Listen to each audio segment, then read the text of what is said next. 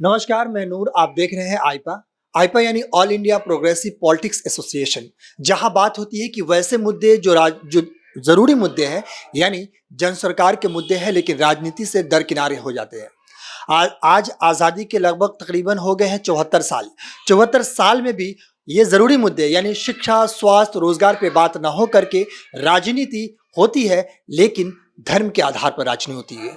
लेकिन आखिर कैसे इन मुद्दों पे जोर दिया जाए, तो ऐसे बात करने के लिए प्रतापपुर के विधायक के हाजी मोहम्मद मुस्तफा सिद्दीकी जी हमारे साथ मौजूद है। सर, आईपा के मंच पर आपका बहुत बहुत स्वागत है। धन्यवाद, बहुत बहुत जी, आप बताइए कि अभी आप अपने क्षेत्र में कौन सी विकास मॉडल अपना रहे हैं? क्षेत्र में जी।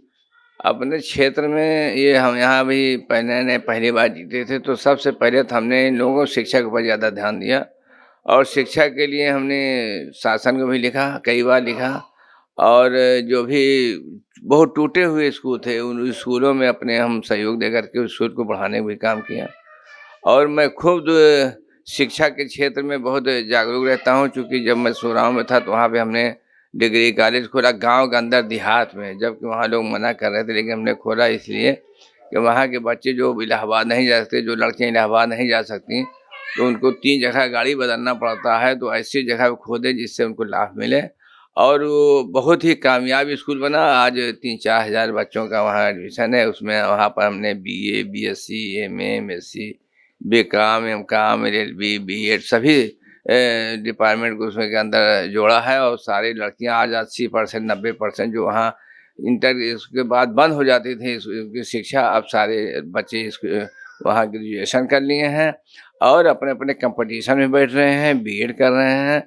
तो शिक्षा के क्षेत्र में हमने जब यहाँ प्रतापपुर में आए तो यहाँ भी हमने ज़मीन खरीद रखी थी कि इस बार जो है हम यहाँ पे स्कूल खोलेंगे। लेकिन यहाँ पे जो शासन चल रहा है जिसमें इतनी कठिनाई हो रही है, जिस वजह से अभी हम नहीं खोल पाए। यहाँ भी खोलना चाहते हैं। फूलपुर भी हमने एक नर्सरी सीबीएसई बोर्ड का मान्यता लेके खोला है करने का काम। तो सबसे ज़्यादा हमारा ये था कि जब शिक्षित हो जाएंगी, ये हमारे मनोहर काशीराम जी बाबा साहब अम्बेडकर कहा करते थे कि सबसे पहले आप शिक्षित कीजिए, जब शिक्षा का ज्ञान उनको हो जाएगा तो वो संगठित होंगे, संघर्ष करेंगे। तो इसलिए हमारा चूँकि शुरुआती दौर में हम बहुजन समाज पार्टी में थे, बहुजन समाज पार्टी में 25 साल थे और माननीय काशीराम के भी सहमत में हम रहे हैं। पहली बार हम विधायक जीते तो वो जिंदा थे। तो इस वजह से हमारी सोच यही है कि ज़्यादा से ज़्यादा लोग शिक्षित करें, गांव में अच्छी से अच्छी सड़कें बनें।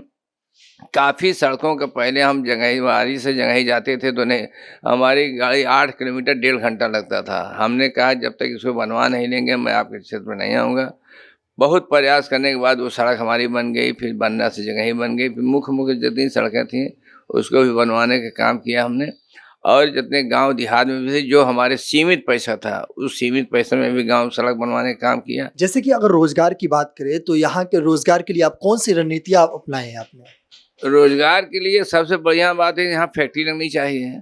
हमारे माननीय प्रधानमंत्री जी ने कई देशों में जाकर यही कहते थे कि मैं बाहर से कंपनी लाऊंगा, यहाँ खोलूंगा। यहाँ पे जो है, क्योंकि मैं फूलपुर निवासी हूँ, फूलपुर में जब हमने पहला हम ग्रेजुएशन एलएलबी करके निकले थे तो उस वक्त इफ़को फैक्ट्री बन रही थी। ये 77-78 की बात है। और उस इफ़को फैक्ट्री में हम लोगों ने ठेकेदारी का भी काम किया। बहुत से लोग वहाँ फूलपुर वाले काम किए, बहुत लोगों को फ़ायदा हुआ, हज़ारों लोगों को नौकरी लगी। तो हम लोग इस उम्मीद में थे कि यहाँ पे भी जो कुछ ना कुछ फैक्ट्री लगेगी। अपने जैसे प्रयागराज में हमारे माननीय प्रधानमंत्री जी की विशेष अनुकंपा है। यहाँ प्रयागराज है, गंगा जमुना सरस्वती का यहाँ मेल है, इसलिए यहाँ पे कुछ होगा। लेकिन जब फैक्ट्री नहीं खुली तो कोई विकास नहीं हुआ।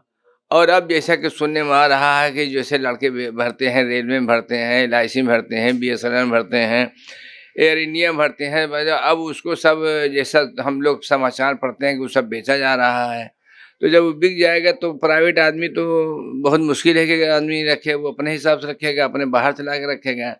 तो इससे बेरोजगारी बढ़ रही है। अगर बेरोजगारी में सबसे सबसे बढ़िया सुविधा ये है कि यहाँ अच्छे अच्छे कारखाने खुलें, अच्छे अच्छे फैक्ट्री खुलें और उनको सहूलत दी जाए।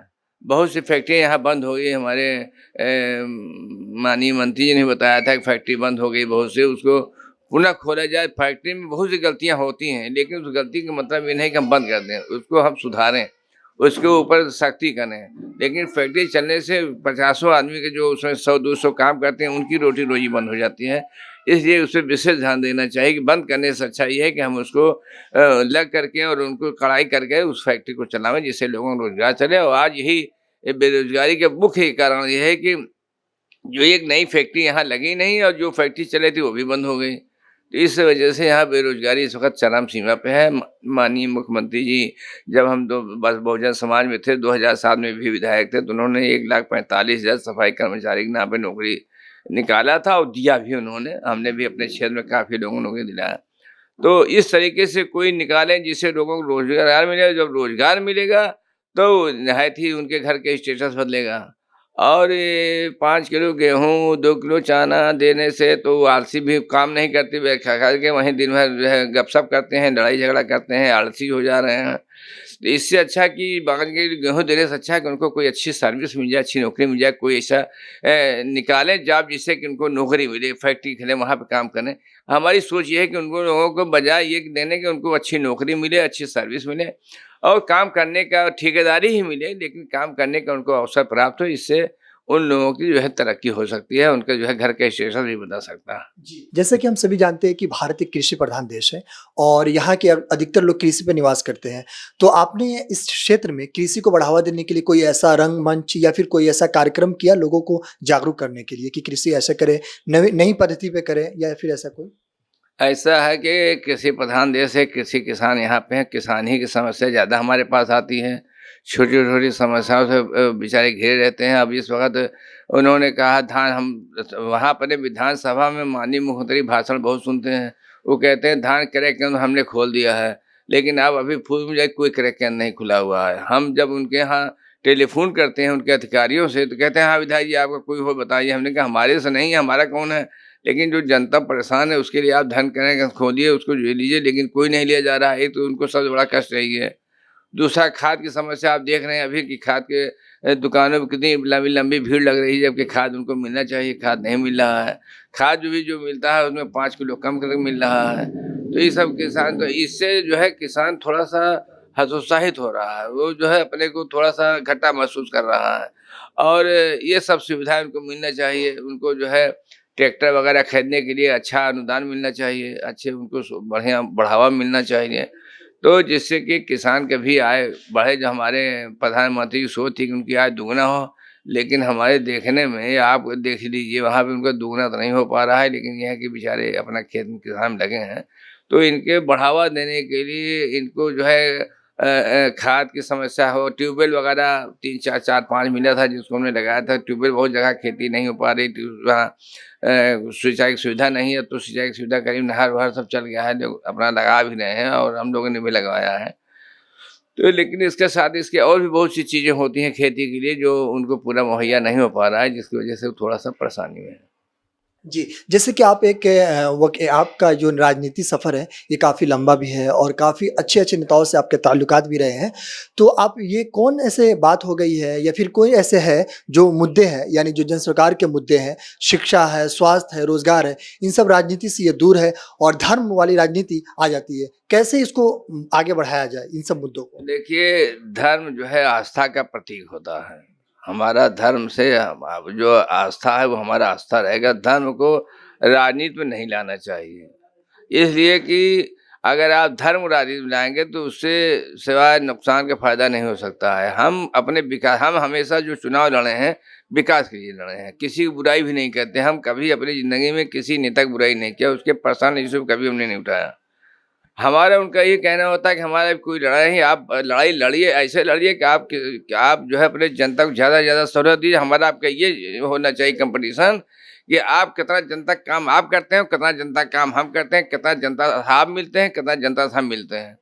और यही सोच करके और बकिया धर्म तो अपना हर आदमी के धर्म अच्छा होता है, हर धर्म अच्छा होता है, धर्म में कोई खराबी होती नहीं। धर्म अपने हिसाब से लोग अपने हिसाब से उसका यूज़ करते हैं, अपने हिसाब से अपना इस्तेमाल करते हैं, लेकिन धर्म के बारे में इस राजनीति में नहीं आना चाहिए जो हमारी सोच है। हमारी सोच ये होनी चाहिए कि हम उस जनता को जो जनता ने हमको पहुँचाया है, उसको हम कैसे फ़ायदा पहुँचाएँ जिससे उसका उसका जो है जीवन बढ़िया चले और उसका क्या काम जो दिक्कत हो रही है, जो थाना पुलिस होती है, जो ब्लॉक में होती है, जो तहसील में होती है, उसको हम कैसे दूर करें और उसको ज़्यादा से ज़्यादा उसके किसानी में कैसा लाभ पहुँचाएँ, इसके उसको नौकरी दिलाने काम करें, इसकी जो है हमको ज़्यादा फ़िक्र होनी चाहिए। बकिया धर्म तो हर आदमी अपने हिसाब से जो धर्म जो होता है अपना मानता है, वो अपना करना भी चाहिए और उससे हम लोगों को भी यही आशा है कि हमारे धर्म के हिसाब से हम लोगों को उसका पुण्य मिलेगा, पाप मिलेगा, उसका हिसाब ऊपर वाले के यहाँ होगा, यहाँ तो होना नहीं है। तो इसलिए वो अपनी एक अलग चीज़ है, ये एक अलग चीज़ है। उसको कभी भी राजनीति में नहीं जोड़ना चाहिए। जी, युवा जो होती है, हमारी एक जोश होता है युवा में, जुनून होता है, तो युवाओं को राजनीति में आपका क्या ख़्याल है? देखिए, युवाओं को अपने रोज़गार बारे में अगर देख रहे हैं, लेकिन कुछ न कुछ तो राजनीति में रहना चाहिए। इसलिए कि राजनीति से नुकसान नहीं होता, राजनीति में रहेंगे, दूसरे की सेवा भी करेंगे, अपना भी काम करेंगे, नौकरी भी करेंगे, अपने अधिकार, अपने मौलिक अधिकार जो उनको मिलना चाहिए, उसकी जानकारी होती है, अपने समाज की जानकारी होती है, हम कहाँ पे हैं, इसकी जानकारी होती है। तो या किस हिसाब से कहाँ से जैसे हमने बताया कि कहाँ से क्या हमको मिल सकता है, क्या नहीं मिल सकता है, उसकी जानकारी होती है। तो इस जानकारी अच्छा और हम लोग भी जो है जानकारी अगर राजनीति में कोई आदमी है तो उसको पता चलता है कि विधायक जी के पास कितना पैसा आया है, विधायक जी कौन सी स्कीमें दे रहे हैं। तो बिना माँगे तो कुछ मिलता नहीं, तो वो अपना दौड़-धूप करके उसको जो है ले आ सकता है। जो नहीं जाते हैं, कभी नहीं मिलते हैं, वो बेचारे पड़े रह जाते हैं, जबकि ईमानदारी से वोट भी देते हैं, लेकिन वहाँ तक हम लोग नहीं पहुँच पाते हैं। तो ये सब आगामी विधानसभा चुनाव में आपके मुद्दे कौन-कौन से रहेंगे, जिसके तहत आप चुनाव में उतरेंगे? हम हर मुद्दे में लोगों से यही कहते हैं कि भैया आप हमको बनाएँगे, मैं आपके बीच में रहूँगा, आपकी समस्या को सुनूँगा, आपकी समस्या का समाधान करने का प्रयास करूँगा और हमेशा जब भी आप चाहें 12 बजे रात आप आएँगे, हम आपसे मिलेंगे, हमारा दरबार खुला है, हमारे पास कोई न बंदूक वाला है, न पिस्तौल वाला है, कोई लाठी डंडा और आप हमारे पास सीधे आइए, कोई बिचौलिया नहीं, आप हमसे काम कराइए। जो हम कर सकते हैं, जो चिट्ठी लिख सकते हैं लिखेंगे, जहाँ पे आप कहेंगे वहाँ चल के आपकी मदद करेंगे और आपके शासन जो बनेंगे उसके उस शासन के असर से जो भी विकास के रास्ते खुलेंगे, उसको विकास कराने का हम आपका प्रयास करेंगे। यही मैंने हमेशा कहा है हर चुनाव, इसी विकास से हमको हमेशा चुनाव में जीत मिलती है। बाकी हम न किसी की बुराई में, न किसी की अच्छाई में, न किसी के नुकसान में, न किसी के फ़ायदे में। खाली हम क्या कर सकते हैं, आप कैसे आपसे मिल सकते हैं और ये कितना भाईचारा हम आपके साथ बना सकते हैं, इसी आधार पे मैं चुनाव लड़ता हूँ, इसी आधार पे चुनाव जीतता हूँ। हमको तो दूसरे समाज के लोग ज़्यादा हमको पसंद करते हैं, बल्कि हमारे समाज के लोग चाहे भले कुछ कम करें, लेकिन दूसरे समाज और इसी वजह से हम चुनाव जो है चाहे जितनी भी कठिन परिस्थिति हो, पहली बार हम अपने बहुजन पार्टी इकलौता विधायक थे इलाहाबाद जिले में। इलाहाबाद, प्रतापगढ़ जिले में इकलौता थे। दूसरा अब इस बार भी हम लोग पूरे मंडल में केवल 2 विधायक चुने गए हैं। तो चाहे जितनी हवा हो, चाहे ना हो, लेकिन हम लोग जो है विपरीत दिशा में भी जीतते हैं और यही कह के जीतते हैं और लोग विश्वास करते हैं हम लोगों पर। जी। आपको कितना लगता है कि आगामी विधानसभा चुनाव में जनता अपना प्यार लुटाएगी? यानी यूँ कहें कि जनता आपको सपोर्ट करेगी? हमको पूर्ण विश्वास है कि आज के इस माहौल में लोग हमारे पर पूरा विश्वास करेंगे क्योंकि हमारे काम को देख चुके हैं, 1 साल नहीं, 2 साल नहीं, 15 साल देख चुके हैं। हमारे हर जगह चूँकि सारे विधानसभा क्षेत्र एक-दूसरे से मिले हैं। अब प्रतापपुर से हम जीते हैं, फूलपुर प्रतापपुर में हमारा घर पड़ोरा प्रतापपुर में एक मेड़ का खाली एक 6 फीट के रास्ते का अंतर है, नहीं इस तरह प्रतापपुर विधानसभा, इधर फूलपुर विधानसभा। तो एकदम मिले-जुले पढ़ाई-लिखाई सब फूलपुर में होती है, तहसील में सब लेकिन मकान आपका जो है प्रतापपुर में है, तो सब दोनों मिले हैं और सब जानते हैं कि विधायक जी का स्वभाव कैसा है, विधायक जी काम कैसे करते हैं, विधायक जी कैसे मिलते-जुलते हैं और पूरा यकीन हमको है कि विश्वास है कि जनता उसी हिसाब से जैसे हमेशा हमको इलेक्शन जिताती है, जिताएँगे। जी। अंत में एक सवाल है कि आइपा, जो हम लोग की एक टीम है, आइपा यानी all India progressive politics association, ये लोगों से जाकर बात करती है, चाहे वो राजनेता हो या फिर शिक्षा हो, तो इस मुहिम के बारे में आप क्या कहेंगे? अब आइफ़ा जो है बात करती है तो बात में अभी आपने बताया सेमिनार होगा तो हम भी बाद में सेमिनार आपका अटेंड करके देखें कि आप क्या पूछते हैं और क्या कहते हैं और क्या उस पे आप अमल कराते हैं, तब उसके बारे में हम कुछ बताएँ आपको। जी। अभी तो आपको इसके बारे में हमें कोई ज़्यादा जानकारी नहीं है आइफ़ा के बारे में। बहुत-बहुत शुक्रिया। तो ये थे प्रतापपुर के विधायक हाजी मोहम्मद मुस्तफ़ा सिद्दीकी जी, जिन्होंने काफ़ी बेबाकी अंदाज में कहे कि वैसे मुद्दे जो जन सरकार के मुद्दे हैं, उन मुद्दों पे कैसे ध्यान दिया जा सकता है। जनता की फरियाद सुनने के लिए इन्होंने कैसे बताया कि जनता को 12 बजे रात भी हो या दिन हो, बिचौलिए कोई नहीं है, डायरेक्ट हमसे मिल सकते हैं। बाकी ऐसे ही तमाम अपडेट्स के लिए आप देखते रहिए आइपा। नमस्कार।